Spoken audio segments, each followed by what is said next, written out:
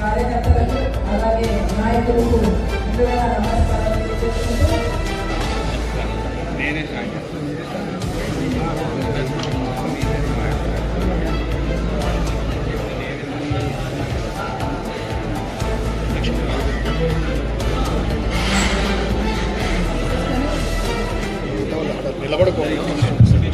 దయచేసి కార్యక్రమాన్ని అందరూ కూడా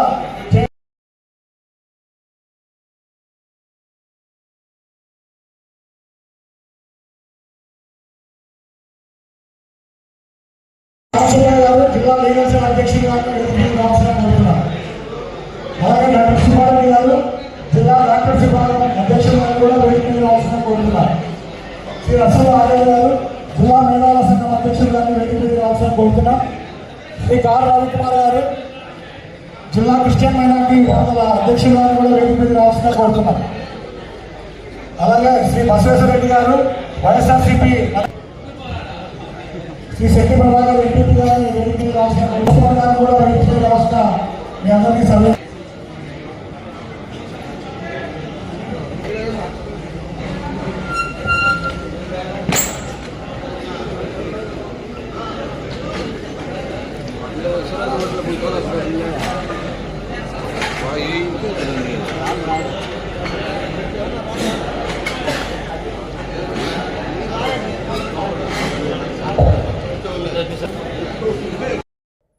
కమిటీలన్నీ పంపించిన వాళ్ళందరికీ ధన్యవాదాలు. కాబట్టి ఎవరెవరు ఇంట్రెస్ట్ ఉన్నారో ఆ పేర్లు మన ఆఫీస్ లో ఇచ్చిన త్వరగా ఈ కమిటీలన్నీ కూడా పూర్తి చేసుకుని గ్రామ కమిటీలు వార్డు కమిటీలు ఎందుకంటే మాకన్నా మీకు బాగా తెలుస్తుంది కాబట్టి మీ మీదే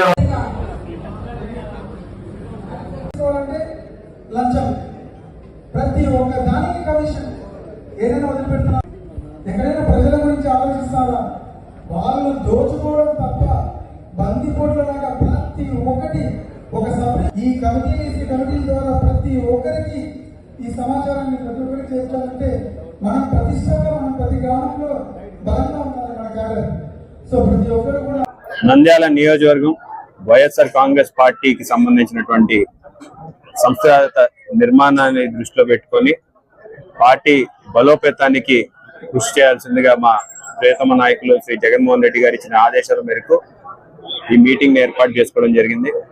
మరి పరిశీలకులుగా వచ్చినటువంటి కల్పలత రెడ్డి గారు అలాగే భూమా కిషోర్ రెడ్డి గారు ఇద్దరు కూడా మన పార్టీ బలాబలాల్ని పెంచుకోవడం కోసం భవిష్యత్తులో ఏ విషయం మీదైనా సరే పార్టీ నిర్మాణంలో చురుకైన పాత్ర వహించే వాళ్ళందరినీ కూడా గుర్తించాలి, గౌరవించుకోవాలి, భవిష్యత్తులో వాళ్ళందరినీ గౌరవించుకోవాలనే ఉద్దేశంతో ఈ సంస్థాగత నిర్మాణంలో వాళ్ళందరినీ భాగస్వామ్యం చేయాల్సిందిగా జగన్మోహన్ రెడ్డి గారి ఆదేశాలు ఇవ్వడం జరిగింది. ఈ పార్టీని తిరిగి వైఎస్ఆర్ కాంగ్రెస్ పార్టీ జెండాని నంద్యాలలో ఎగిరే విధంగా మేము ప్రణాళిక సిద్ధం చేసుకుంటున్నాం. ఈరోజు కూటమి ప్రభుత్వం ఏర్పడిన తర్వాత ఒక కొత్త పందానికి తెరదీసినారు. ఎప్పుడూ లేనటువంటి రాజకీయాలని ఈ రోజు మనం చూస్తున్నటువంటి పరిస్థితి. గతంలో జగన్మోహన్ రెడ్డి గారు పార్టీలకి సంబంధం లేకుండా కులమతాలకి సంబంధం లేకుండా ప్రతి ఒక్కరికి పేదవారందరికీ కూడా న్యాయం చేయండి, ప్రతి ఒక్కరికి న్యాయం జరగాల్సిన వాళ్ళందరికీ న్యాయం చేయాలనే ఉద్దేశంతో ఎక్కడా కూడా ఎవరికి ఏ వివక్ష లేకుండా ఈరోజు మేము పరిపాలించడం జరిగింది. మరి ఈరోజు కూటమి ప్రభుత్వంలో ఎంతో దారుణంగా ఆఖరికి రైతులను కూడా విడదీసి వీళ్ళు వైసీపీ పార్టీ రైతులు వీళ్ళకి యూరియా ఇవ్వకూడదు, లేకపోతే నీళ్ళకి ఇబ్బంది గురి చేయాలి, లేకపోతే ప్రతి దాంట్లో కూడా ఈరోజు డీలర్లని కూడా పార్టీలు అంటించి, లేకపోతే అంగన్వాడీ వాళ్ళకి పార్టీలను అంటగట్టి, లేకపోతే ఈవెన్ పొదుపు గ్రూపుల వాళ్ళకి పార్టీలను అంటగట్టి ఈరోజు వాళ్ళందరినీ కూడా కేవలం డబ్బు అక్రమంగా సంపాదించాలనే ఉద్దేశంతో వీళ్ళందరి పేరు చెప్పుకొని వాళ్ళ పోస్టులని ఈరోజు అమ్ముకుంటున్నటువంటి పరిస్థితి. నాయకుల మీద కూడా తప్పుడు కేసులు పెడుతున్నటువంటి పరిస్థితి. ఈరోజు ఎప్పుడు లేనటువంటి విధంగా అన్యాయంగా మహిళల మీద కూడా ఈరోజు అటెంప్ట్ టు మర్డర్ కేసులు పెట్టినటువంటి పరిస్థితి. మరి ఇంత దారుణానికి దిగజారుతున్నటువంటి ఈ పరిస్థితిలో పెద్దలందరికీ కూడా ఒకటే తెలియజేస్తున్నా, భూమి గుండ్రంగా ఉంటది, మళ్ళీ మాకు అవకాశం వస్తుంది. మాకు అవకాశం వచ్చిన రోజు మాత్రం ఎవరిని కూడా వదిలిపెట్టే ప్రసక్తే లేదు. ఖచ్చితంగా దీనికి బాధ్యత వహించాల్సింది అధికారులు కూడా బాధ్యత వహించాల్సిన అవసరం వస్తుంది అని చెప్పి కూడా అధికారులకు కూడా తెలియజేస్తున్నాం. ఈ రోజు కూటమి ప్రభుత్వంలో పెద్దలు చెప్పినారని చెప్పేసి మీ ధర్మానికి విరుద్ధంగా మీరు వ్యవహరిస్తే మాత్రం ఖచ్చితంగా అధికారి 100% బాధ్యత వహించాల్సి వస్తుంది. కానీ 100% మేము కూడా దృష్టిలో పెట్టుకుంటామని చెప్పేసి కూడా ఈ రోజు అధికారులకు కూడా తెలియజేస్తున్నా. దయచేసి ఎక్కడా కూడా తప్పు చేసిన వాళ్ళని శిక్షించండి, తప్పు చేయని వారి మీద మాత్రం ఎటువంటి చర్యలకు పాల్పడినా సరే వైఎస్ఆర్ కాంగ్రెస్ పార్టీ అండగా నిలుస్తుందని చెప్పి తెలియదు. ఇది మాకు గ్రామ స్థాయిలో కమిటీలు వేసుకోవడానికి మా కార్యకర్తలు ఈ రోజు వైఎస్ఆర్ కాంగ్రెస్ పార్టీకి వెన్నెముక లాంటి వారు మా కార్యకర్తలు, అలాగే ఒక మూల స్తంభం లాంటి వాళ్ళు మా కార్యకర్తలని, వారి కోసం మేము ఖచ్చితంగా మంచి చేయాలని మా జగన్మోహన్ రెడ్డి గారి ఆలోచన మేరకు ఈరోజు గ్రామ స్థాయి నుంచి కమిటీలు వేసి వాళ్ళకు ప్రయారిటీ ఇవ్వడం జరుగుతోంది. అదే విధంగా ఈ రోజు రాష్ట్రంలో చూస్తే ఈ మన సంక్రాంతికి మద్యం ఏరులై పారింది. ఎక్కడ చూసినా కూడా విడిగా కూడా ఈ రోజు వాళ్ళు నిన్న సంక్రాంతి సంబరాలు చేసుకోవడం జరిగింది. ఈ రోజు చూసుకుంటే ఈ మద్యం వల్ల మహిళల మీద దాడులు, హత్యలు, అత్యాచారాలు జరగడం జరుగుతుంది. ఇంకా మరీ ముఖ్యంగా చూసుకుంటే మొన్న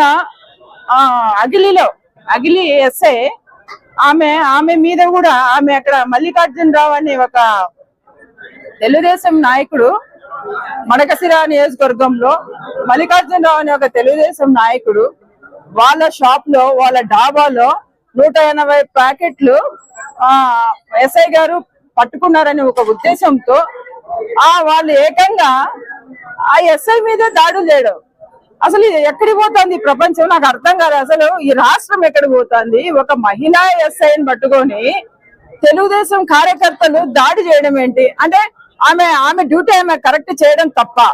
అంటే తను ఏదైతే పోలీస్ గా ఉందో, తను డ్యూటీ చేస్తుందో ఆ డ్యూటీలో భాగంగానే ఆ రోజు ఆమె అక్కడ ఏవైతే మద్యం ప్యాకెట్లు దొరికాయో దాన్ని తీసుకున్నారు. దాన్ని పట్టుకోవడం వల్ల ఏకంగా ఆమె మీద దాడి చేసి ఈ రోజు ఇంత నీచానికి దిగి జరుగుతున్న ఈ ప్రభుత్వము చూసి కూడా ఈ రోజు హోమ్ మినిస్టర్ గారు గాని అలాగే ముఖ్యమంత్రి గారు గాని ఎక్కడ స్పందించరు. ఎందుకంటే చేసేది వాళ్ళ కార్యకర్తలు, వాళ్ళ నాయకులు కాబట్టి వాళ్ళకు మళ్ళీ వాళ్ళు గొప్పగా ఏం చెప్పుకుంటారు? మహిళల మీద ఎక్కడైనా ఏదైనా దాడులు జరిగితే మేము వెంటనే స్పందిస్తాము, అదే వాళ్ళకి ఆఖరి రోజు అంటారు. ఈ రోజు చూసుకుంటే ఆమె మీద దాడులు, ఎస్ఐ మీద దాడులు, అలాగే అంటే ప్రభుత్వంలో పనిచేసే పోలీసులకే రక్షణ లేకుంటే ఈ రోజు ఈ మద్యం సేవించి ప్రజల మీద, మహిళల మీద ఇన్ని దాడులు జరిగే మిగతా వాళ్ళకి ఎక్కడ రక్షణ ఉంటుందని ఈ సందర్భంగా మేము తెలియజేస్తున్నాం. ఇప్పటికైనా ఈ ప్రభుత్వం ఈ మద్యాన్ని అరికట్టాలి. లేదంటే ఎందుకంటే ఈ దాడుల్లో ఇంత విపరీతంగా దాడులు చేస్తే కూడా ఇంకా రాబోయే రోజుల్లో మేము కూడా వీళ్ళ మీద అంటే ఇంకా మా కార్యాచరణ కూడా సీరియస్ గా ఉంటుందని తెలియజేస్తున్నాం. ఏవైతే ఈ మద్యం సేవించి మహిళల మీద జరుగుతున్న దాడులను వీళ్ళు అరికట్టి వాళ్లకు కఠినంగా శిక్షించాలని ఈ సందర్భంగా తెలియజేసుకుంటున్నాం. ఈ రోజు కూటమి ప్రభుత్వం అధికారంలోకి వచ్చినాక దీని కూటమి ప్రభుత్వం కూడా అనకూడదు. ఎందుకంటే ఇది బందిపోటు రాజ్యం లాగా తయారైంది. ప్రజల్ని పలు విధాలుగా ఎన్ని దిక్కుల నుండి దోచుకోవచ్చో అన్ని విధాలుగా దోచుకుంటారు. ఒక పక్క ఇసుక, మద్యము, తర్వాత ప్రతి ఒక్కటి రేట్లు పెట్టి ప్రతి ఒక్క దాంట్లో దోపిడీ అయిపోయింది. ఇలాంటి దోపిడీ చేసే వాళ్ళని ఏమంటారు? బందిపోట్లే అంటారు. ఈ రోజు ప్రజల్ని కాపాడుకోవాల్సిన బాధ్యత ప్రతిపక్షంగా వైఎస్ఆర్సీపీ పార్టీకి ఉంది. అందుకే ఈ రోజు ఇదొక జగనన్న సైన్యం లాగా ప్రతి ఒక్క కార్యకర్తను కూడా ఈ రోజు తీసుకొని రేపు రాబోయే రోజుల్లో ప్రతి ఒక్క వీళ్ళు చేసే దోపిడీని అరికట్టడానికే ఈ రోజు ఇది. ఈ రోజు మన నంద్యాలనే చూస్తున్నాం. ఫరూక్ గారు న్యాయశాఖ మంత్రి ఎక్కడ న్యాయం చేస్తున్నాడు? ఆయనకు కనీసం ఈ అర్హత ఉందా? న్యాయశాఖని పెట్టుకోవడానికి అర్హత ఉందా? ప్రజలకు న్యాయం చేయాల్సింది పోయి పార్టీల పేర్లు చెప్పి విడదీసి ఈ రోజు రైతుల్ని మోసం చేస్తున్నాడు. ప్రతి ఒక్క దాంట్లో ఒక సామాన్యుడికి ఏదైనా పెన్షన్ రావాలన్నా, ఇంకొకటి రావాలన్నా విడదీయడము, ప్రతి ఒక్కరికి అన్యాయం చేస్తున్నాడు. ముందు ఆయన ప్రజలకు న్యాయం చేయాల్సిందిగా కోరుతున్నాం.